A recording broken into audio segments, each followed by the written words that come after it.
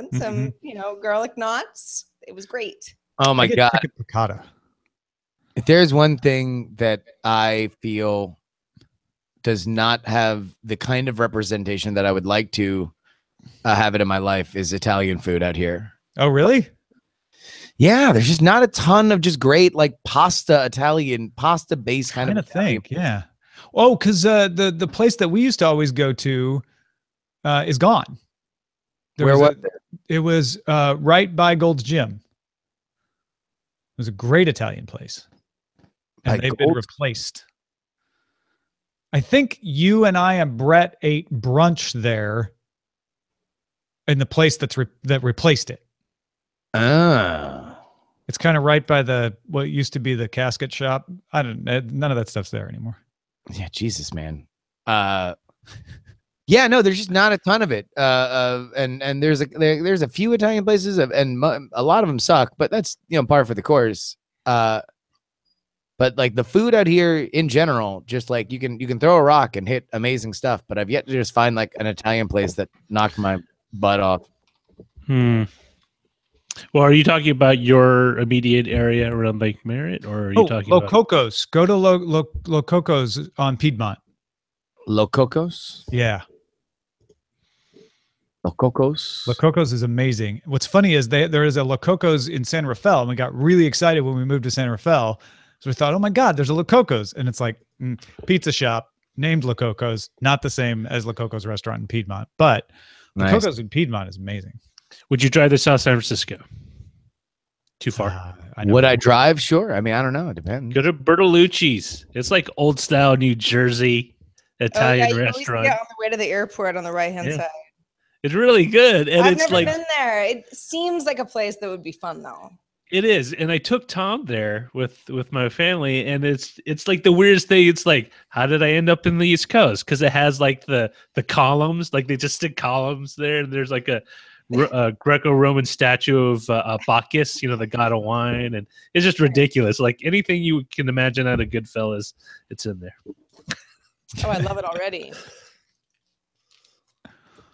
And if you're on your way from the airport, I ate there with your daughter once. I mean, you were there too, and Jen. Yeah, my wife and my wife. Good to know. So is everybody getting used to standing? I guess I'm talking to you, Tom. I'm feeling back better. In the books because I had to switch out my thing yesterday, and it's like, oh. If I stood, all you'd get is my double chin and my ample gut. Oh, stop! So not true. I feel like neither of those things are even true. No. Like, I just saw you, Roger. You're fine. Roger has the second most body dysmorphia of all my friends. Who's the first? Well, maybe. Justin knows who's the first. Oh God, no! Brian Brushwood is just the grand champion. He operates on an international level when it comes to body dysmorphia. Olympic champion. Oh my God, no! He is. We're recording. Just remember. Oh no! Don't worry. This is half United back. Okay. Yeah, there've been whole episodes about this. All right, you guys ready? I'm ready. Yeah. Here we go. The Daily Tech News Show is powered by its listeners, not outside organizations. If you get value from the show, consider giving a little back. As little as $1 a month keeps great tech news and analysis coming your way commercial-free. Find out more at dailytechnewsshow.com/support. This is the Daily Tech News for Thursday, October 12th, 2017, from DTNS headquarters in Los Angeles. I'm Tom Merritt. And from Studio Feline at Venice Beach, I'm Sarah Lane. And yeah, I'm really from Oakland, though. It's Justin Robert Young. And with us as well as our producer, Roger Chang, in beautiful downtown Burbank. Close. Hello. You're close to Burbank. Oh, it's yeah. I'm next to Burbank adjacent. Burbank adjacent. Burbank is actually very cute. I will say that for sure. Yeah, I agree. Let's start with a few tech things you should know. Bitcoin passed $5,000 US per coin Thursday, rising as much as 8% to its new record high. Rumors about Goldman Sachs maybe starting with Bitcoin, China easing on their restrictions, Catalonia problems are among the things believed to be causing the surge. Hyperloop One, which already has a test track in Nevada, announced it's changing its name to Virgin Hyperloop One after a significant investment from Richard Branson's Virgin Group. Facebook suspended the account of rapper Lil B for 30 days. A spokesman for the social network said the Based Gods post violated guidelines on hate speech. Lil B, who has lectured at MIT about acceptance and tolerance, said he was trying to start a frank dialogue about systemic racism, but accepts the ban and looks forward to working with Facebook going forward. It seems as if Mark Zuckerberg has escaped the Based Gods curse for now. For now. You know, Scott Johnson had a similar thing happen on Twitch. So I feel like those two are about in the same boat there. Just an accident. Twitter temporarily suspended the account of actress Rose McGowan, originally for 12 hours, for violating Twitter rules. In an unusual move, Twitter posted an explanation on the Twitter safety account, saying that McGowan's account was temporarily locked because one of her tweets included a private phone number. The post was removed and her account was unlocked. CEO Jack Dorsey also posted that Twitter needs to be a lot more transparent in our actions in order to build trust. Yeah, I'd say so. I mean, considering that there are a lot of bans that happen and people who I know in the industry who are very tech savvy are like, we don't get it. This doesn't, well, like, how does this violate the TOS? I think there are just a lot of questions still about, what tweet stays and what tweet goes. Not to mention the fact that Twitter constantly seems to be in confusion of what the right hand is doing when the left hand is trying to react to a bunch of people yelling at it. And there doesn't seem to be, the fact that this was not an immediate, she was banned for 12 hours because there was this thing that they allowed this to mushroom out of control, which considering where we are now with the kind of subject matter that she's talking about, and by she's talking about, I mean, as we are talking about this, she is lighting more people in Hollywood on fire for being neglectful of sexual assault in the industry. We are at a very fever pitch, and this is kind of another Twitter example of, how many times we got to hear them say, yeah, we got to get better. We got to get better. The only thing that they're getting better at is being good at saying they're going to get better. Well, I understand the policy to say we're not going to explain every ban, right? We'll spend all our time explaining bans and not actually policing things. I also understand the privacy and security aspect of that. Maybe somebody complained and they're like, please don't let the public know that I'm the one who pointed this out. And so you have to have a policy, and the policy was very restrictive. In this case, though, it looked as if Twitter was doing something nefarious and stopping someone from talking about sexual harassment. And so Twitter said, well, it's in our own best interest to explain this, so we'll break our own rule this time. It just goes to show that there is a climate of assuming people are guilty of things without any evidence, and it causes a lot of these policies to suffer because of that. I also think, just before we move on, Twitter is really good at if a tweet gets a lot of attention, then they are pretty swift to action. But anybody who spends a lot of time on Twitter knows that there are fake accounts and accounts that are, bullying and, really offensive. And if Twitter worked really well, then Rose McGowan getting banned for something that lots of other people do all the time would be like par for course. But it doesn't really work that way.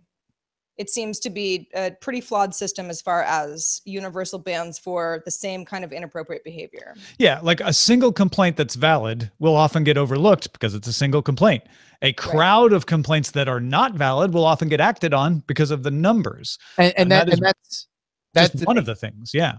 Ultimately, you just want rule of law. What are the rules? Let me know when I violated it and which law I violated. And I think that clarity on these kinds of issues, even if they're automatic, even if they're basic, I think can go a long way. And they didn't get this. And instead they got this controversy on their hands, which is unfortunate, but you can't say that, that they didn't make their own bed.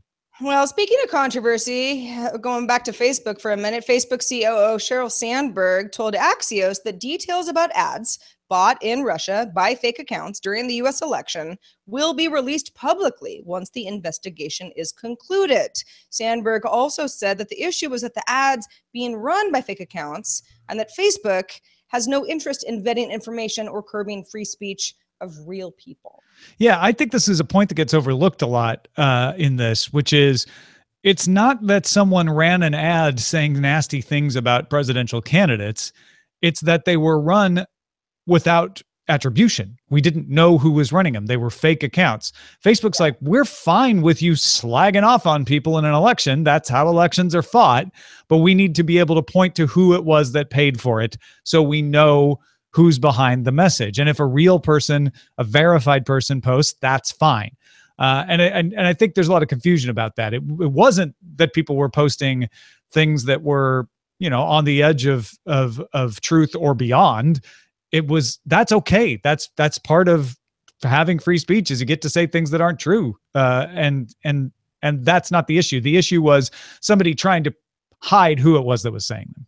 Well, and yeah, the fact that like, hey, if we are leaning on algorithms to deliver the right kind of news to the right kind of people, it needs to go both ways, right? If some fake news organization wants to target something to me in order to manipulate me, fine, but I need to have better information of when that's happening. Oh, who's sending it? Yeah. Yeah. Well, and what I do want to hopefully continue to applaud Facebook if they go through with this is their commitment to release the ads that were out there and what they looked like and what the fake accounts looked like. And so we can have a big, gigantic, flashing red light of this is something that happens and this is what it looked like.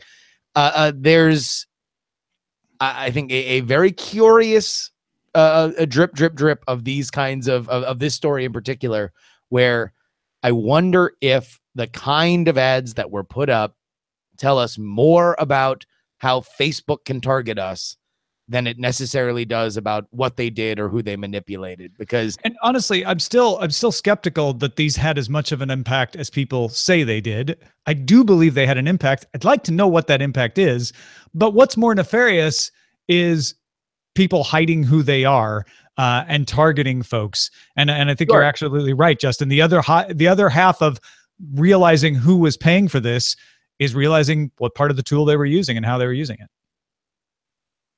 Microsoft and Amazon have announced a new open source deep learning interface called Gluon that brings together training algorithms and neural network models. It is designed for developers to build and run machining learning models for apps without needing to be an AI specialist. It's AI for dummies, folks.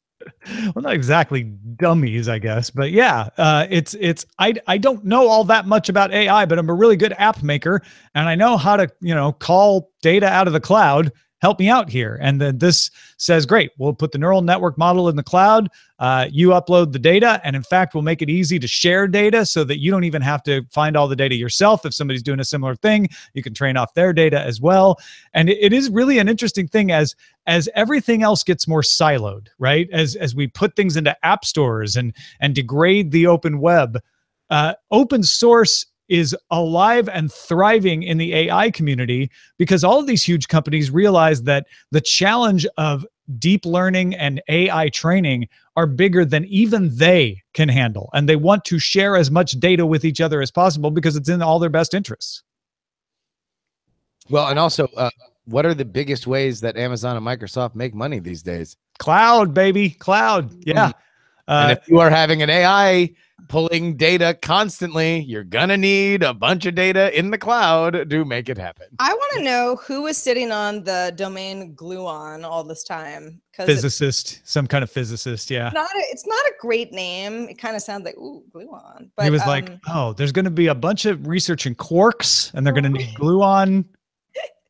Yeah. Disney has launched an expanded version of its Disney Movies Anywhere service called Movies Anywhere because it's not just about Disney anymore. Service allows users to access movies purchased from Amazon, Google, Apple, or Vudu all in one place. That part isn't new. You could do that with Disney Movies under Disney Movies Anywhere. What is new is that Disney Movies Anywhere now includes Sony, 20th Century Fox, Universal, and Warner Brothers, hence the name to just Movies Anywhere. Discussions are ongoing with Paramount and Lionsgate, but those studios aren't in at launch. Movies Anywhere is available on Android, Android TV, Amazon Fire, iOS, Apple TV, Roku, Chromecast, and of course, the web. I signed up for this, had a problem with Vudu, but apparently Vudu had a problem at launch. Then they resolved it. So I'm finally connected with all of my services. Not every movie is showing up in every place, but anybody who uses Disney Movies Anywhere knows just how amazing the service can be just with Disney movies, where I would buy my things on Vudu because Vudu was the only place where they were members of Ultraviolet and Disney Movies Anywhere. And then anything that I bought from Disney on Vudu would show up in iTunes. It would show up in Google Play Movies. It would show up on Amazon. And now that's going to be true not just of Disney movies, but of all these other studios as well. I've got a huge collection now. Do you think that they went with Movies Anywhere and dropped the Disney name because they're trying to appeal to an adult audience that might still think of Disney movies as movies for children? I doubt it. I kind of think it's just because you've got 20th Century Fox in there. And if you're going to get 20th Century Fox and Sony on board, they're going to be like, yeah, you don't get free branding out of this. Come on. But you guys got to try this because all of a sudden, if you've got a couple of movies in Amazon, a couple of movies over on iTunes, maybe one in Google Play because you got a Nexus device at some point, and you got a free version of Transformers, it just puts them all together in one place. In fact, I'm just going to share with you this is my catalog now. I've got Jason Bourne, Big Hero 6, Lego Movie, and Ice Age free today. Ghostbusters Answer the Call, given to me free for signing up. Then The Martian that I bought on Apple TV. Couple copies of Harry Potter. All in this interface? Yeah, this is all at moviesanywhere.com. This is all my movies from all my sources, all in one place. It looks pretty nice. Yeah. Love Actually. That's sneak in there. Yeah. Well, it's Eileen's movies too. It's not just mine, but I am a fan of Love Actually, to be honest. No, that's and you should have no shame. Love Actually and Die Hard are our favorite Christmas movies. You really run the spectrum on those two. Good work. Good work. Equifax's websites, they just can't get a break. Once again, compromised Wednesday for several hours, delivering fake Adobe Flash updates, as if regular ones are any better. But they were fake, which installed something called adware Erenzo on victims' computers. So the adware may have been injected through third-party ad serving. Equifax has removed the offended page in the credit report assistance section, and the company says it's looking into the matter. Tom, apologize. What at this point? I mean, no. This is a bridge too far even for me. At this point, Equifax just needs to fold up and go home. Come on. You allow third-party ad to integrate in. This was in a section where if you didn't qualify for your free credit report anymore and you wanted to dispute something, but you needed to look at your credit report, you could still apply for a credit report. So it was buried in a little corner, but then it would infect you with adware. I mean, that's not okay. At this point, you need to have this stuff locked down. You don't get any more passes. No, this is absolutely a violation of trust, and it is a systemic rotting system that continues to allow this to happen when they know that they have these eyes on them and they know that this has been the problem, and they have already shot themselves in the foot so many times that it looks like Swiss cheese.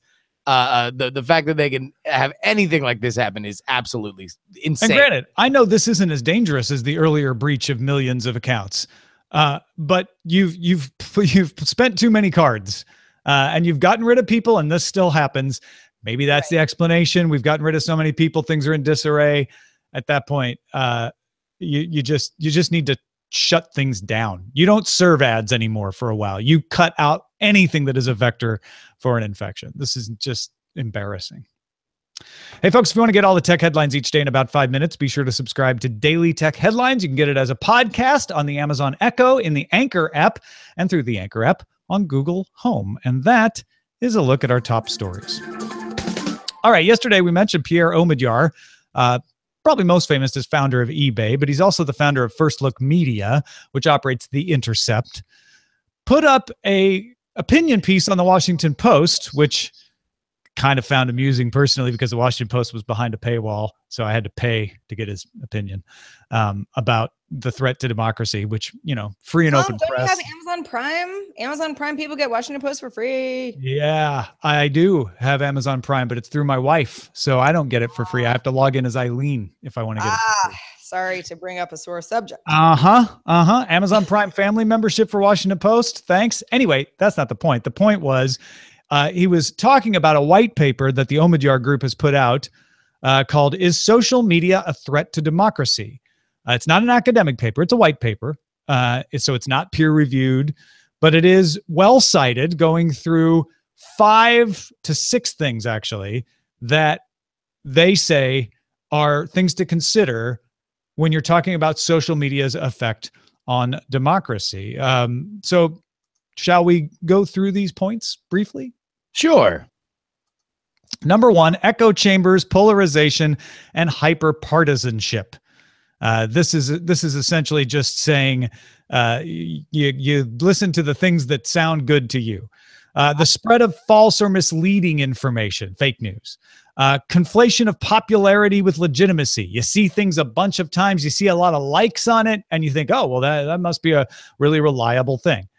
Political manipulation, micro-targeting, and behavior change, and intolerance, exclusion, and hate speech. Those are among the other points here. Justin, what did you think of this? Well, to your first point about echo chambers, I don't know what you're talking about. None of my friends know what you're talking about, and you're absolutely wrong. Wrong. So there's obviously a lot of conversation about, exactly how good or bad social networks are. I think that this is a very interesting white paper that does point out a lot of things that very obviously are happening. The question then is, can you make the leap to threat to democracy, right? And where on the level of dangerous toy that we don't know how to wield versus social media is a mirror that both shows us who we are when given anonymity or democratizes power. And so now the power that was once only wielded by gatekeepers can be wielded by so many more. I don't quite see where this makes that leap to threat to democracy. Sarah, what do you feel about this? When you look through all of these notes, it's like, excuse me, conflation of popularity with legitimacy. You say, yeah, that's bad. Political manipulation. Okay, nobody wants to be manipulated. We all, for the most part, feel like we have a pretty good sense of what our beliefs are.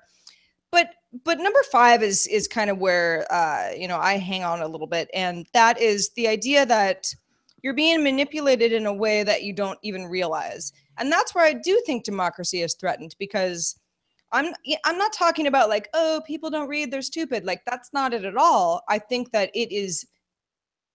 there have been a lot of tactics used, let's say over the last couple of years, that truly confuse people. And this is not somebody who, hasn't done their research. It's a new form of manipulation that I don't think a lot of people were caught up with. And the fact that it, may or may not be influencing very important election results is something that these folks at the research center are like, we need to take this really seriously, because if we don't get a handle on it, it's going to happen again. And the midterms are, right around the corner. I like what Pierre Omidyar is doing at First Look Media. I think it's important as another approach to journalism. And that doesn't mean I always agree with everything that they say at The Intercept, but I think it's an important thing to do. And so when I saw this, I thought, oh, good. A very rational approach to say, let's look at the threats, let's look at what's happening, and let's see what we can do. What I'm disappointed with is this is a very well-cited collection of things people think are happening, or things that we know are happening, but it doesn't have anything about causes or effects. It doesn't say, and therefore, because all this fake news proliferated on Facebook, people's opinions were swayed in such and such direction, or people voted in a different way than they would have otherwise. And I'm still looking for that. This feels very much like looking for facts to fit a conclusion. I didn't like who won the presidency, so I don't believe it could have legitimately happened. So let me find things that could explain it. That's not good science. What's good science is saying, okay, we know all of these things happened. There was fake news. There are echo chambers. There's polarization. What's causing it, and what effect did it have? And I don't see any studies about that. All of the studies listened said, we determined that fake news was spread. We determined that people, created echo chambers. But there's just no cause and effect here. And to me, this is no different than studies that have been done on agenda setting, where they say, hey, the big broadcast networks and the big newspapers determine what kind of stories people consider important when going to vote. This is no different than that. You're saying, well, guess what? In the new world, it's not broadcast networks and newspapers so much anymore. It's social networks. But that doesn't change the fact that there's agenda setting going on. That's not new. Absolutely. And that's where, number 3, conflation with popularity with legitimacy.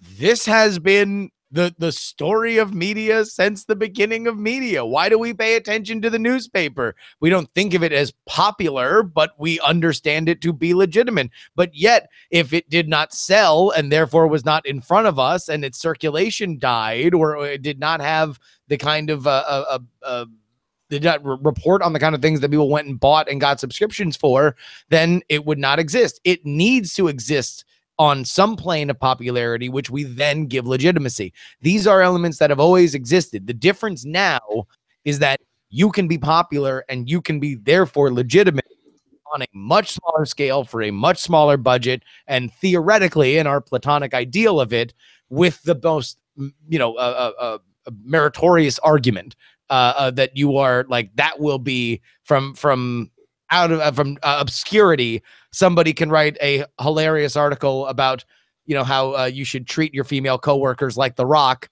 And now all of a sudden it's everywhere because it was well written and it's interesting. And now it's, now The Rock himself is retweeting it, and it's a cool thing that we all think is rad. Yeah. I think it would be naive to assume that there's no effect of echo chambers, misleading information, political manipulation, micro-targeting. That's not what I'm saying. What I'm saying is a lot of people are jumping from these things exist to therefore they caused all of these effects. They may have caused other effects, and it's important to find out what those effects are. They may have not caused some effects as strongly as others, and that's important if you want to have a good result, to say, oh, these were actually surprisingly the biggest effects of micro-targeting. We thought it might have been this other thing. If you don't look at that, you don't know. And people are so hungry for an explanation of things that they're having the facts fit their conclusion rather than drawing conclusions based on the facts. Yeah. The one last thing I would say is, I think a lot of the most insidious elements that are pointed out in this white paper are elements that have been around for a while and are mutating based on new tools. And we should absolutely 100% be keeping an eye on them. And we should 100% be trying to diagnose how it affects who we are.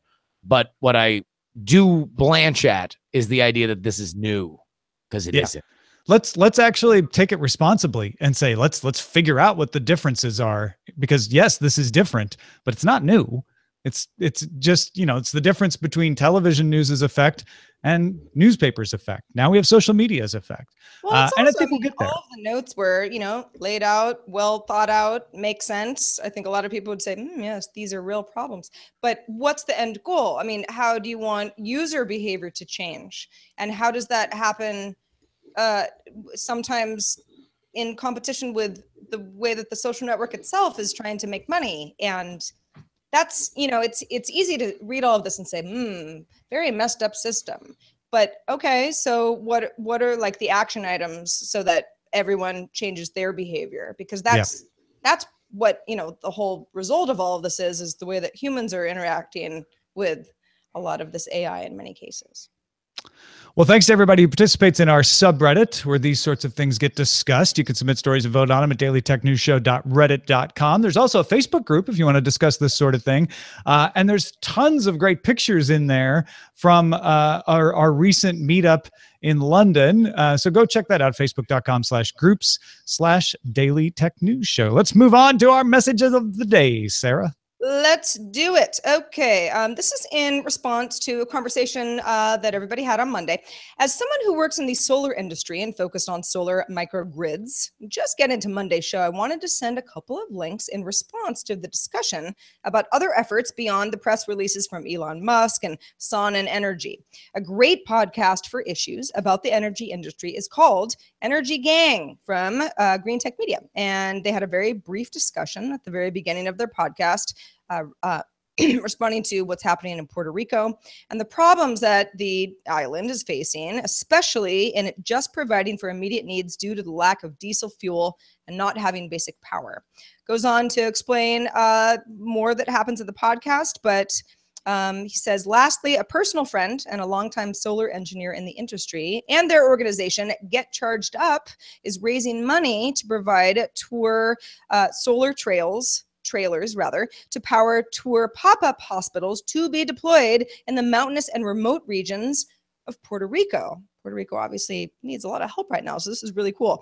They're trying to get the material supplied from a local PV supplier who already has much of the equipment already in Puerto Rico. And Joe, is his name, has linked us to some more information, and we'll be sure to put that in our show notes. Yeah, very cool. Nice to get some inside info from somebody in the industry and to understand that, hey, yeah, Sonnen and definitely Tesla would like you to think about them and their name in regards to this issue, but that doesn't mean people aren't already doing this on the ground. So very cool, Joe. And we'll have those links in the show notes as well. Thank you, Justin Robert Young, as always, for joining us. What you got going on? Well, Tom, I'm so glad you asked. You can go ahead and check out all my political hot takes. Well, you know, it's funny. I was talking to somebody about the show, about politics, my political show. And they were like, why do you always say that it's your political show? Because really, and this is true, I want to do a show for people who hate politics, because there's a lot of politics that I don't like, or I like to make fun of, and a lot of the more ridiculous elements of it that I do like to highlight. So if you find yourself living in a world where politics surrounds you, and yet you don't want to pull your hair out every single time that you turn on your computer or open Twitter or go on Facebook, then I would encourage you to come join us on our merry path at Politics, where you can, get a different point of view. Find it wherever podcasts are found. Thank you, Justin. And I want to thank our patrons who make all of this possible. 2 new episodes from DTNS Labs are in your Patreon feed right now. One on art tech, one on games. Thanks to you helping us reach our goal last month. This month, we're back to the goal of getting at least 1 more patron than last month. Now, right now, we have 11 fewer patrons than last month, which means we need 12 of you to join. It's worth noting that almost all of those who left said it was because of financial reasons, and we understand that, so maybe you can pick them up. If you can afford at least $1 a month in exchange for the value you get from this show, you'll also be helping someone else enjoy the show too. So head to patreon.com/DTNS. Our email address is feedback@dailytechnewsshow.com. We are live Monday through Friday at 4:30 p.m. Eastern, 2030 UTC at alphageekradio.com and diamondclub.tv. And of course, our website is dailytechnewsshow.com. Back tomorrow with Shannon Morris and Len Peralta. Sarah and I will talk to you then.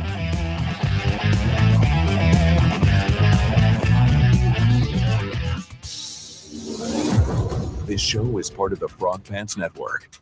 Get more at frogpants.com. Diamond Club hopes you have enjoyed this program.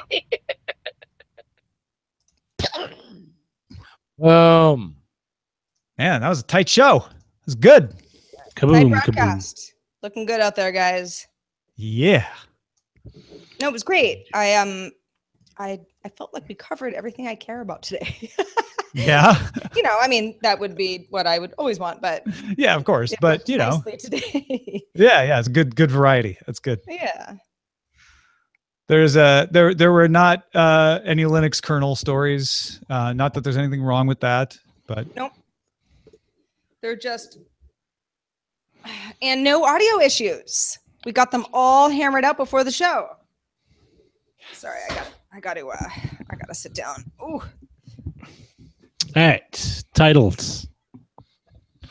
We have Twitter's Characters Limited, Talk to the Left Hand, Glue On, Rise of the Cloud Machines, Movies Anywhere Except Canada.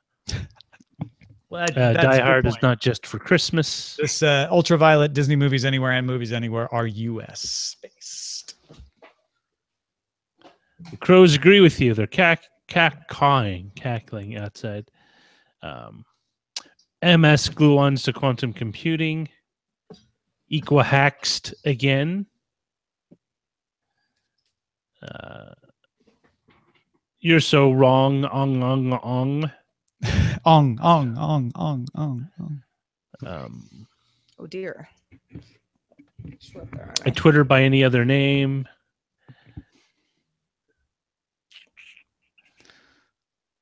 Die Hard is not just for Christmas. Yeah. True, but it really should be.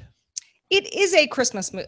It's not a best viewed. It's not a movie about Christmas, but it's so ingrained as a movie during Christmas time. One of my favorite Christmas memories is after first moving into this house in LA, before this monstrosity of a house was built across the road from me, from my kitchen window, I could see the Nakatomi building.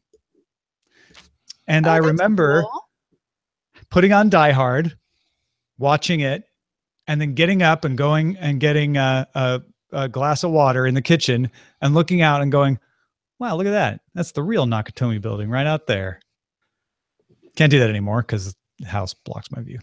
No, those sons of bees. Those McMansions. It's not even a pretty house. It's just big. I just walk up to him and just say, hey, you ugly house, what are you doing? Hey, I want to put this webcam on the other side of your house and then feed it to a screen in front of my kitchen window so I can pretend I still have this view. Is that cool? The least you can do for me, you ugly old bag of bones of wood. Justin. So what would you like to go with? Glue On, Rise of the Cloud Machines, Die Hard's not just for Christmas, Twitter's Characters Limited. I have no idea. Maybe we save Die Hard for actual Christmas time. Sure. That sounds fair. Just to, narrow down. Twitter's Character is Limited then? What was the first one? Glue On, Rise of the Cloud Machines. Yeah, that one's hard to parse. It's like, what? What are you saying? What word is Also, that? we didn't talk about that story for that long. No, we didn't really. I agree with the echoes. Huh? Oh, echo. Well, there was I another. I kind of like Twitter Characters Limited, but I mean that's like kind of an every other day headline. Equifax double dip hack.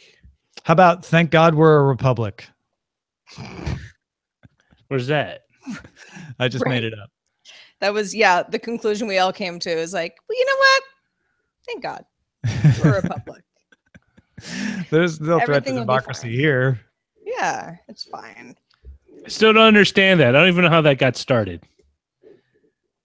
What? I don't. Oh, it's like a thing. Like, and yeah. we're not a democracy. We're a republic. It's like, wait a minute. They're not mutually exclusive terms.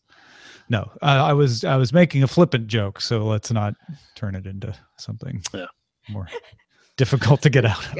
Gets away from us easily, guys. It does. It's my own fault. It really does. I really don't know. Roger, what do you want to call it? You have to be carefully fraught. I didn't see that one. You have to be carefully. Took too long. Justin, what should we call it? I like you're wrong. Ong. Okay, yeah, because it gets across the echo. The echo chamber. Yeah. Done. Good Good stuff. Branded into a side of steak. Yeah. Steak siding.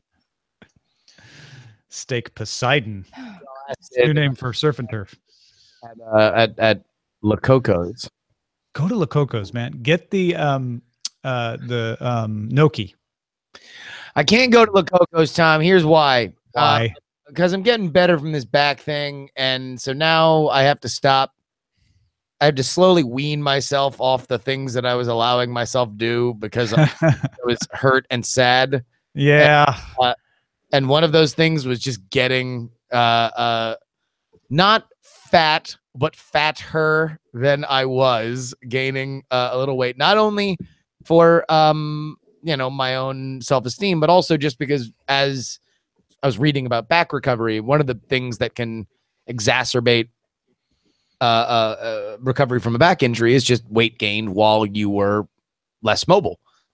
So I need to calorie count now, and that's what I'm doing. And I literally, from me being on the stream with you on Twitch, I spent the rest of the time sauteing chicken breasts with simple oil and salt and pepper. What kind of oil? Olive oil? Olive oil, yeah, which is like the only like major calorie part of it. But I'm logging all of my calories on MyFitnessPal. It's a real piece of shit life I'm leading.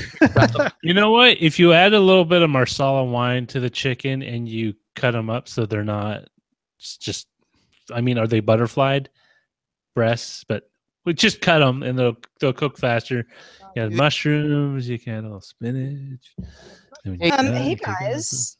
Yeah. I am going to a little birthday lunch for myself. Yeah. In a few minutes, so if it's okay with you, Of I'm going to go ahead and course. let you talk about Marsala chicken amongst yourselves. It's your birthday.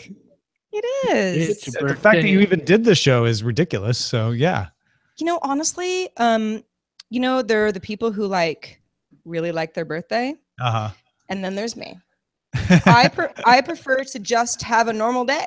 It actually makes me feel better because then I don't know, it's like weird attention that I don't know how to deal with. So but I am gonna do that over on Abbott Kinney. So Oh, sweet. in the neighborhood, give me a high five. Otherwise, see you guys tomorrow. All right. Have a good luncheon.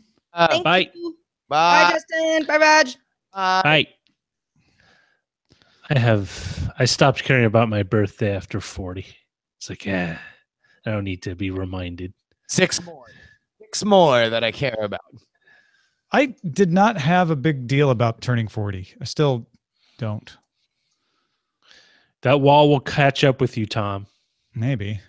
Dun, dun, dun, dun. I've always remembered my age as a year older than I am. So then when I actually same have my birthday, I go, oh, I'm actually not as old as I thought I was. I think part of it is, especially at Revision 3, there's so many interns that they're like, oh, yeah, I was born. Like, we were talking about Back to the Future, and one of the one of the edit guys came in. It's like, oh, yeah, it's a classic movie. I remember that movie came out like right before I was born. It's like, oh, right before you were born. It's like that. That's just going to keep happening. Pretty soon somebody's going to come out and like, oh yeah, Blade Runner 2049. That came out right before I was born. Especially young, successful people. It's like, But yeah, I'm not angry.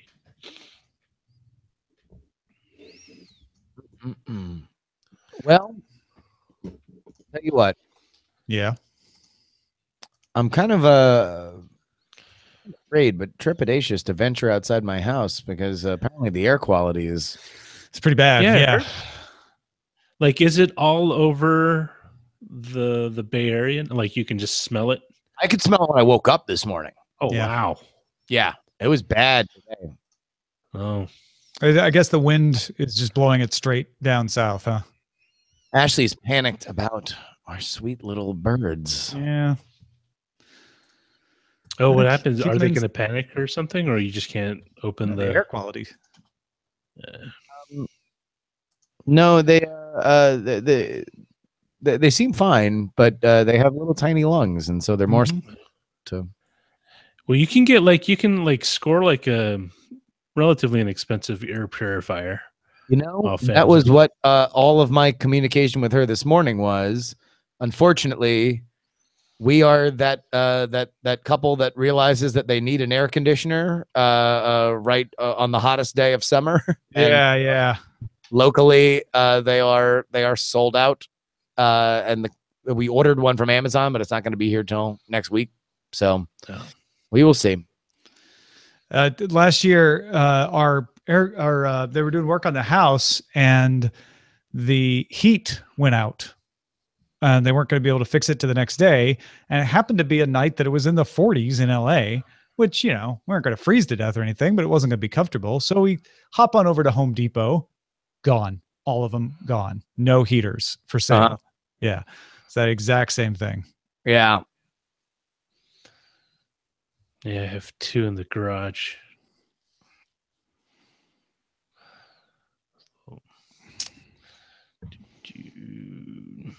Or you could just buy just like a straight up air purifier, which is just a fan with a filter in front or behind it. All right, folks, I am out. I love you too, though.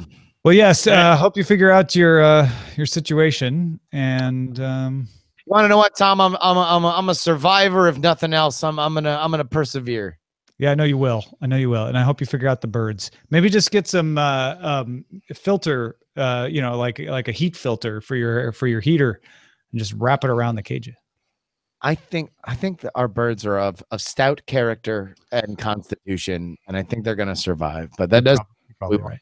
Figure it out because my wife is panicked. Anyway, all right. Thanks, y'all.